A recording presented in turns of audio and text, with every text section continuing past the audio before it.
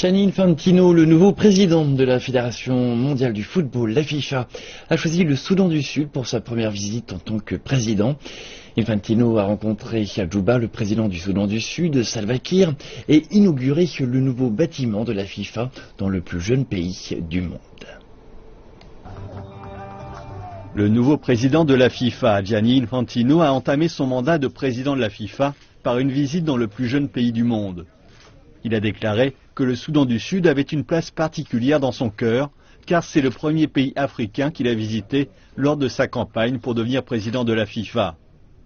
Infantino a rencontré le président sud-soudanais, avant d'inaugurer le siège de la Fédération sud-soudanaise de football. Gianni Infantino a déclaré vouloir que le nombre de pays africains participant à la Coupe du Monde passe de 5 à 7.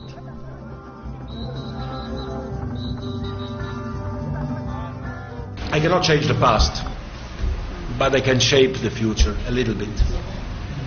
And what was decided in the past. Je ne peux pas changer le passé, mais je peux changer un petit peu l'avenir. Ce qui a été décidé dans le passé en ce qui concerne les Coupes du Monde 2018 et 2022 est fixé, mais en ce qui concerne la Coupe du Monde 2026, c'est quelque chose qui est ouvert.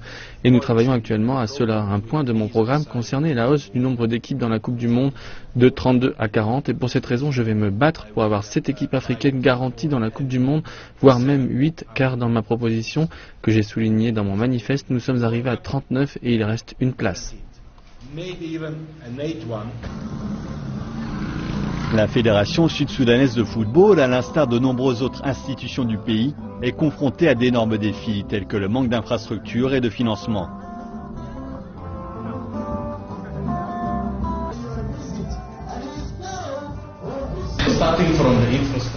À commencer par les infrastructures, la formation des arbitres et des entraîneurs et le soutien à l'équipe nationale. Beaucoup de choses en fait.